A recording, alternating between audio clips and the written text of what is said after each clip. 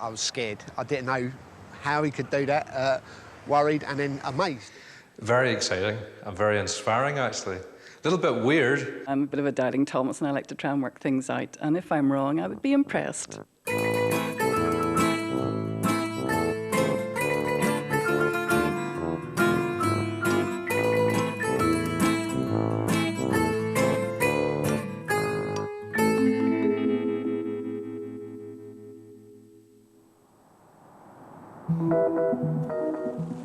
The David Meade project. What's that all about?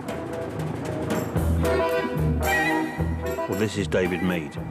Stephen, I'm David. My name's David. Carl, my name's David. And he'll be performing mind-bending experiments. Continue to breathe.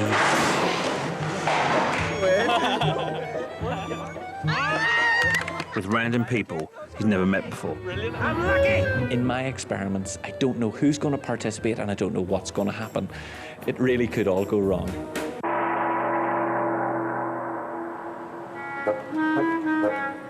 Apart from this being a bright sunny day, nothing else seemed out of the ordinary to these passers-by. They don't know it yet, but some of them are about to become part of the David Meade project. Everything around us has been orchestrated to influence all of our participants to do exactly what I want them to do. Today, David is looking into creativity. Well, I'm really interested in how the mind absorbs information and how and where our creativity comes from in the way that they do. I suppose that means it's time to start experimenting on Joe Public. Stephen, you're a pretty creative person. It tends to be, yeah. OK, how does that manifest? Normally dancing when I'm drunk. All right, OK. Well, maybe we'll have time when we're finished. Maybe not. David is a university lecturer, but he mixes his academic work with his other passion, mentalism, the art of mind manipulation. I want you to imagine that you can see an image forming inside this frame. Allow the details to build, make sure that it's big and clear. Now, what I'm going to do, I'm going to have you make an image here, Stephen. What's important is that you keep this a secret from me. Okay. And as you're doing it, I want you to picture it. And what's important is that you really visualize this in front of you and visualize what it is, what it means, what it represents. And let me know when you're done. Okay. Lovely. OK, hold it up against your chest for me. I would say we've probably got something that's pretty colourful. Go ahead and turn around your picture for me. All right, so it's not just as good, but you happy that I'm at least in the right area? Yeah. I'll be honest with you, Stephen. Everything around here was designed to make you draw only a rainbow and a sun. If you look through this frame, can you see right in front of you? As you were absorbing all of the information around you, look through the frame. Do you see the rainbow and the sun there? I do. I was scared. I didn't know how he could do that, worried and then amazed. It's like, there's no way he could have known what I was doing. It's quite freaky. It's very freaky, in fact. Do me a favour, just turn around and show me what you've done. I wasn't as detailed as you, but I got close. That's mad. If you look through here, you should see that there's a sun, a house and a tree. David designed this poster as part of his creativity experiment. He wants to see if external influences affect what these pavement Picassos draw. Look through this frame for me, and I want you to imagine that you see a picture inside that frame. And what I'm going to do, Carl, I'm going to have you make a little drawing of what your image is. Angle it up so that there's no way that I can see what it is, and let me know when you're done. Okay. Yeah, that's me done. All done? I'll turn around and show me what you've drawn. Okay. Not a very good drawing, but... That's all right, that's all right, OK. Stars and the moon. Look here, Carl. Look through the frame for me. See right through there? See the two arrows coming together to form a Star of David? It's mad. Pretty strange and scary. It's a bit scary.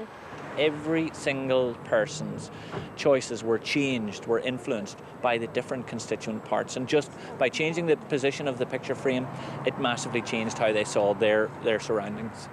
I looked around me and I wasn't really thinking anything. It just popped into my head, you know. Beautiful day, the sun was shining. So it got me thinking about advertising, just the power of advertising for you. The success of the poster experiment has inspired David. External influences clearly have a massive impact on creativity. But external influences alone, I don't think, make you a creative person. It's about how you process that information. So what are we waiting for? Let's pick apart a creative mind over a bottle of nice Chianti. Well, I suppose I'm looking for a person who isn't just going to go with the norm, isn't going to go with the standard sources of inspiration. So I suppose I want an artist or a creative person, someone who is naturally creative, someone who maybe is also a little bit rebellious. Ladies and gentlemen, introducing Mr. Paul Bell. I get a lot of passion when I'm painting, particularly with what I paint. It's very inspiring.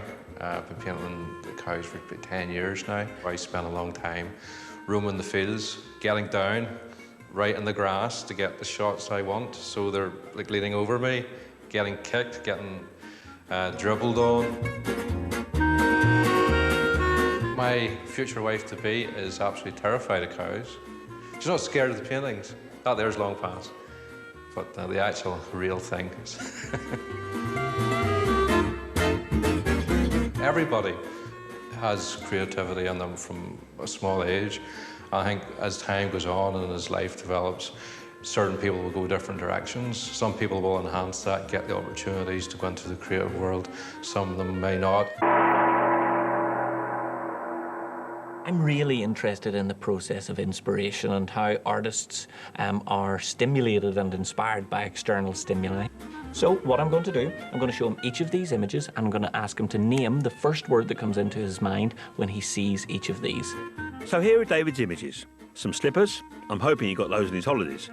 A nice fish supper, spuds, a healthy breakfast, I think I know that bloke, and the family pet. Throughout history, artists have gravitated together towards creative genres that are familiar for certain times.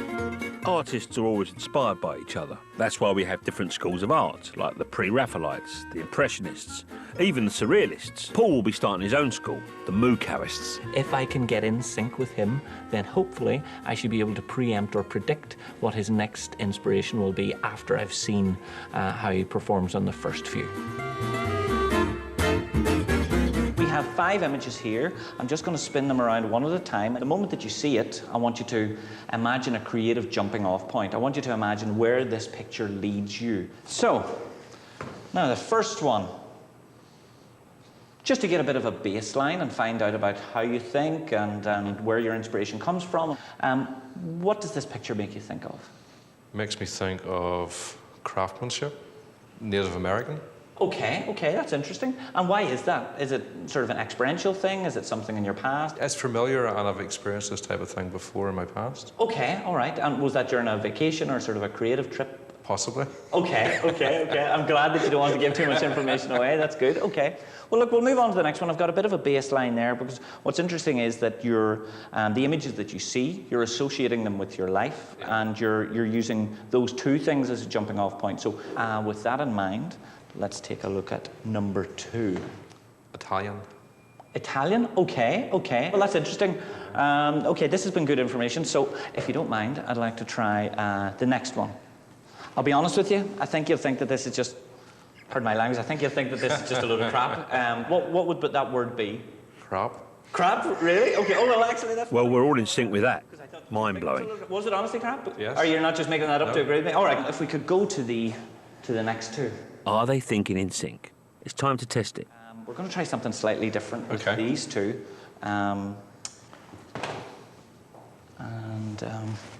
We'll actually do both of these at the same time. So, again, see these in your creative canvas across your subconscious. I have 2 words for these. Okay. It's quite difficult because if you're thinking of 2 things at the same time... Actually, you know what? Do you mind if we start with this one? Because this one feels a little bit more inanimate. I'm going to say... Close your eyes for me. Okay. You can open up. Okay. I don't want to show you that just yet. So erase that from your mind now. Okay. And I want you to see this one now. This image? In the canvas in your mind. Okay. Close your eyes for me.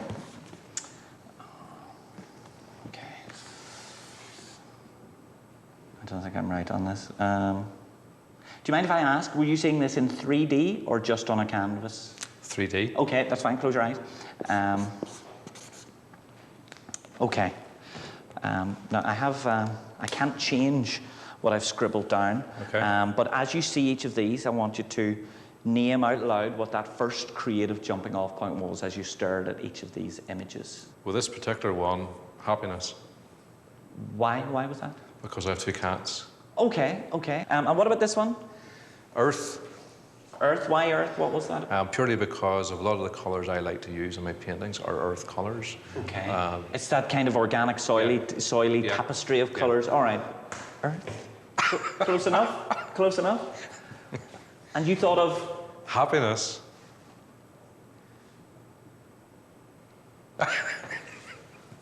That close enough? Yeah. Is it? Oh, but it honestly was? You're not making that up? No, not at all. And you were thinking... Because to me, I was seeing sort of incredible energy. I was Yeah. seeing a lot of feeling, a lot Because of energy. my cats do that for me. And it was that sense of a ball of happiness, because Yeah, I originally yeah. thought of a ball, and I thought it was a ball of wool, so I did it like this, and that's why I started doing things, but then I realised that it was actually a smiley face. Happiness, it's all Yeah, and so Earth, and you're happy that that was spot on. close? Yeah. His questions when he was talking to me didn't come across that he was actually prying for answers. It seemed so natural, like just a general conversation. Very exciting and very inspiring, actually. A little bit weird, because I've never done anything like this before, but rather cool, actually, rather cool. Once I started to see the ingredients of his inspiration and the components that fed into his sort of creative palette, if you like, the minute that I got that, I was able to kind of understand how and why he thinks creatively the way that he does. I learned quite a lot, I think, about how you think and how you construct your sort of your imaginative and your creative juices, I suppose. So now I'd like to try a bit of an experiment armed with that information. So if David's in sync with Paul, will that make him a great artist? Or will it be art with a capital F? So what I'd like to try now, if I can just show you around to problem. your easel. Now you have a few markers. I want you to come up with a drawing, something that maybe isn't even in your head yet. Okay. What's really important is that you understand that you're coming up with it on the spot. I'm going to be doing one as well. We're going to be talking the whole way throughout. Well Do you have your markers there? I do indeed. Okay, excellent. I'm going to go to Armed and this ready. side. I'm going to go to this side, and anytime you wish, just tell me when you're going to start. Okay. 3, 2, 1, I'm just about to start. Do you mind if I ask you, what was one of the first things that inspired you when you were younger? Dinosaurs. Dinosaurs, okay. Why is that? Is it just their size, or? They're inherent, their size, their names, just the whole different types of species. Okay. Because when I look at a blank page like this, seeing absolutely nothing there yet, I mean, I look and I try to be inspired. I try to wonder, what could that page be? By the way, just 1 second, just peek around here for me. Peek around here for me. Don't be influenced by this, but sweet corn. Okay, keep going. Keep going. So, do you remember what might have been the first thing you've ever drawn? No idea. No? Okay. Oh, by the way, 1 second. Over here for a second. Concrete bricks. Okay, keep going. So when you did draw these things, did you draw them in a pretty literal sense, or did you try and be a little bit rebellious with them, or? Think so. You think so? Okay, is that a tough one to answer? No. Just, Okay, excellent. okay. So how are you getting on there, Paul? Do you need some more time, or? I'm finished. Okay, well, I think I've finished as well. Finished? If you don't mind, I'm going to take a look at yours. Yes. Mine's a little bit weird, but well, if you don't mind, I'm going to spin this around. Okay. Just because I think it's interesting under these circumstances the different angles that we've kind of gone with our different pictures. I'm very embarrassed to show you anything that I've drawn because it will never be as good as anything that you've done. But I think you might find it interesting nonetheless.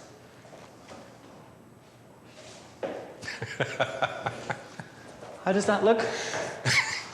How does that look? That is mad.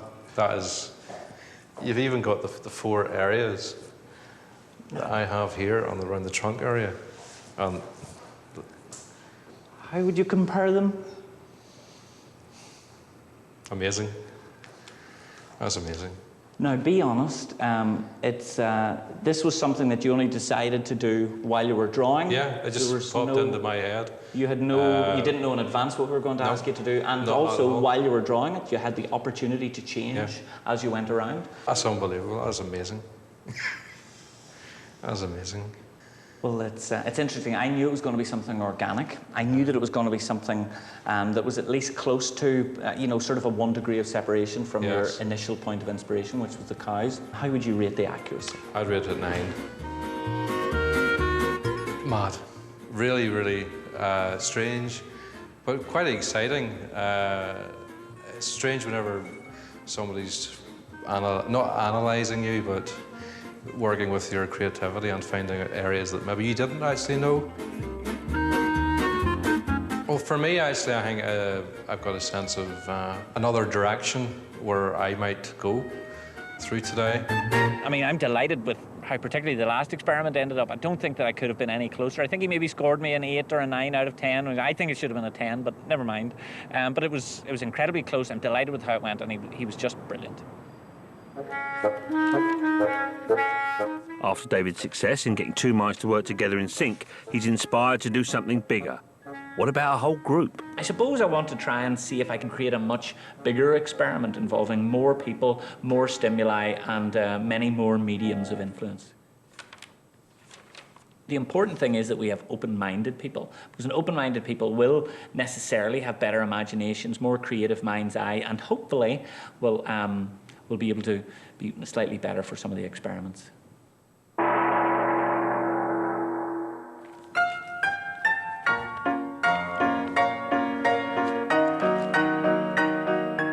From all of the people who applied to take part in this experiment, I've selected a small group of those who I think will be the most impressionable. Ordinary people who are open-minded is probably the best word. And in this experiment, I want to see exactly how impressionable they are. Like all good experiments, 2 things apply here. The first thing is that it's very simple, and the second thing is what they think's going on is not really what's happening. The idea is I'm going to bombard them with external stimuli, and all of this will come together in a subliminal cacophony and just overload their senses so that they can only do exactly what I want them to do. I'm fascinated by the way that people build images inside their head, and I'm fascinated by how surroundings change those images. So if you could just follow me for just a little second. If we look around here, we can see there are probably 9 trees around us. So that may make you think of pretty organic things. In fact, there are a great deal of red cars around here. That may influence your choices of certain things. So I'm going to try something with you, if you don't mind, and something with you. If you could just take 1 step forward for me.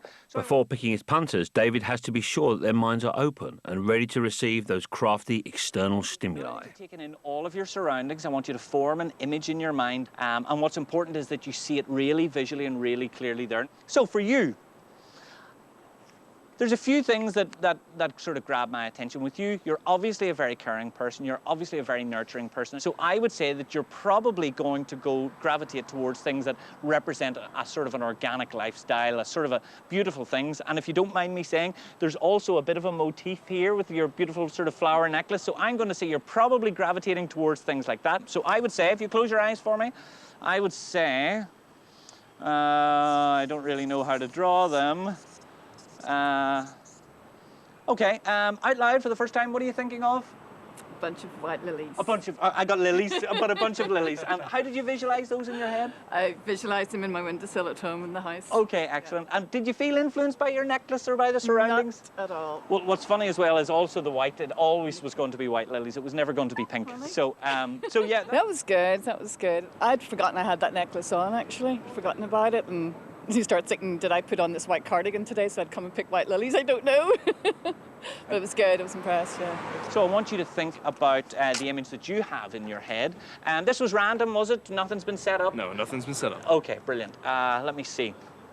You strike me as a very linear person, a person who sees this is a problem, so I need to approach it from these 3 areas. This is going to be option A. If that doesn't work, then I'll move instantly to option B and then instantly to option C. What's interesting too is I deliberately pointed out all of the red cars. There are tons around here. Also, you've got kind of a reddish top, so I'm going to say you're going to go with something that's bright and red and kind of jumps out at you like that. So close your eyes. Don't feel bad if I'm right. I'm going to say that your surroundings have led you towards drawing. What did you think of in your mind? Post box. A post box, well, mailbox, kind of the same thing. That was kind of surreal, I've got to say. Like, I was told to think of an object, just any object, and I had it in my mind. From all of the choices, for some reason, the two of you gravitated towards those. And there is a reason for it. I can't tell you it yet, but I promise you there is a reason.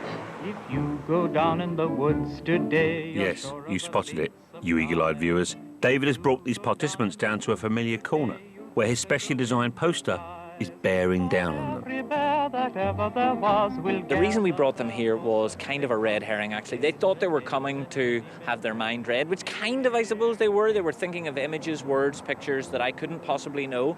And all of those words and images were just influenced by their surroundings. They don't know how or why, but I have to be honest, that part of it was a bit of a red herring. I just wanted them to see this poster.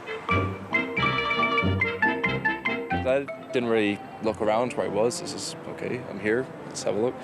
And then as he was talking to me, saying, he pointed out like all like the red things outside there and over there. I was like, could that have been in my head? To be honest, I didn't notice the trees until David pointed them out. I wasn't really aware of them. I was more aware of the billboards behind me, the restaurant across the road. Our surroundings do, not consciously, but somehow affect how we're thinking and what we're thinking all the time. In what ways, I don't know. And now, I hope at least they will have a bear in their mind. David is going to take these open-minded guinea pigs and try to sync all their minds together with the creative mind of a professional artist. Bear in mind, he's never tried this before, but if it works, they should create one single image. Can you tell what it is yet? This group of participants, my job is to get them in sync with an artist that they've never met before. Neither the artist nor them know what's about to happen, so I need to make sure that their minds are as open as possible. I've been working in the creative industry and graphic design, and I know the tricks. I can see what's happening probably more than most people, so I think it'd be pretty hard to fool me. Everything that I say today, bear in your mind, will have an impact on what they think. Take a wee seat there. David has brought the group to a darkened room where he controls the stimuli. Before we begin, I want to make absolutely sure that none of you here know what you're about to draw or why you're about to draw it. Is everyone happy? Okay. We're all going to draw in syncs. Chris is going to draw here. You folks are going to draw here. And bear in your mind that it must be... That is barely subliminal. ...freely as your creativity allows you to grow. So, on the count of 3, 3, 2, 1, and everyone begin drawing for me. And as you're drawing, I want you to just trust your instinct. And as you do this, try and build the drawing clearly in your mind. And what's really important is that no one here knows what anyone else is about to draw. And you shouldn't feel rushed. Just bear with us. And bear in your mind that all of these images should flow. I don't know how much more of this I can bear. Are you getting on up there, Chris? Yeah, going Don't well. feel rushed. Don't feel rushed. Keep going.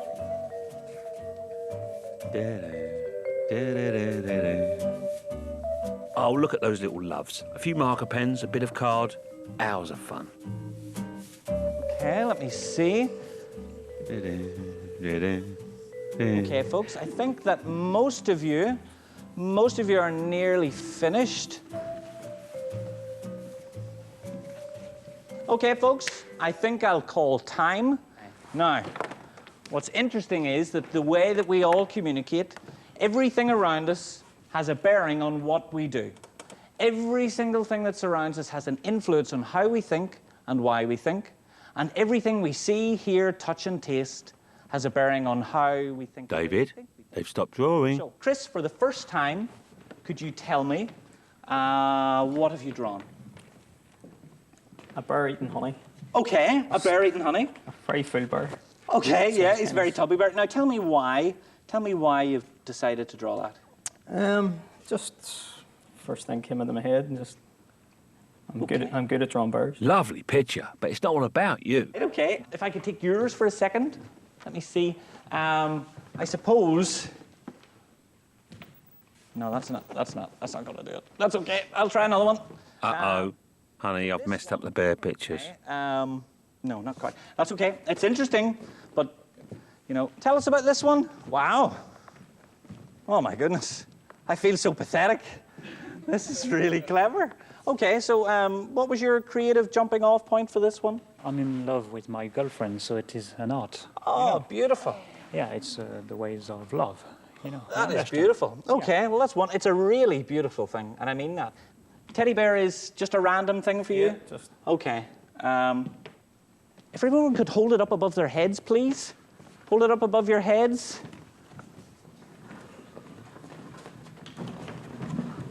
Hold it up above your heads for me. I'll be honest with you, we haven't really got what I would have liked to have done, so... Didn't bear out the way you thought it would, did it? I've got a sinking feeling. Really. Hold on a second. If everyone could turn it around so that it's facing the opposite direction. Turn it around so it's facing the opposite direction. Oh, wait, hold on. Oh, my gosh. Free choice, Chris? Yep, absolutely. Free choice. How's that? How's that? Fantastic. Oh, my gosh, I don't believe it. Did everyone see this? You all could have changed it. You all could have done anything you want. And you know how random Chris's decision was. And just so you don't think this is a trick shot, wiggle your pictures. You can see yours. Oh, look, you're famous. Everyone see it over here. Wiggle your pictures in case you think it's a trick shot. See my hand? Look. Wonderful. That was incredible. That was incredible.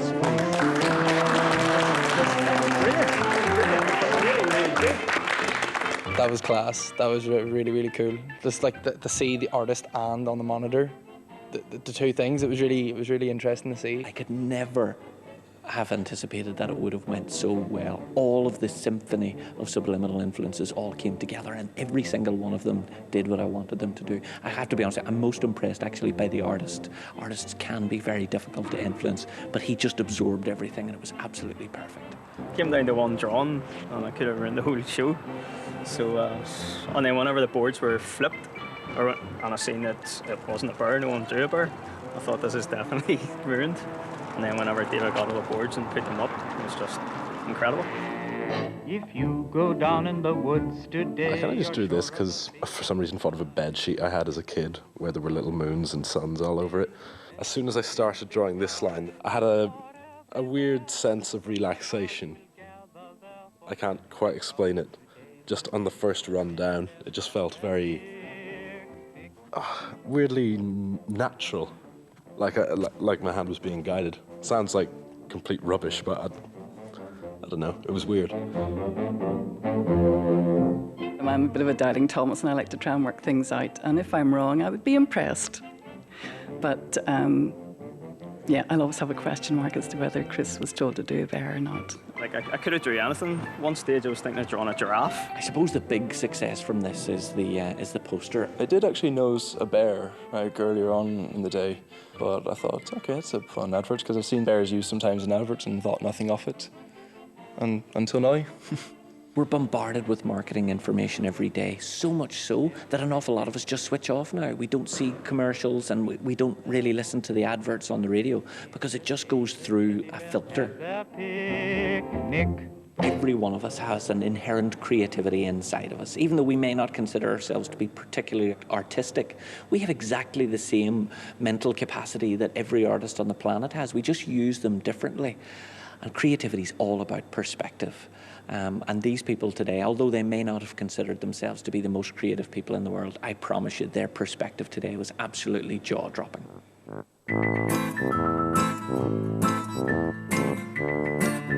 Well, that was the last instalment of the David Meade project, and if you're still a little sceptical and fancy another look at previous episodes, you can catch the entire series right now on the BBC iPlayer.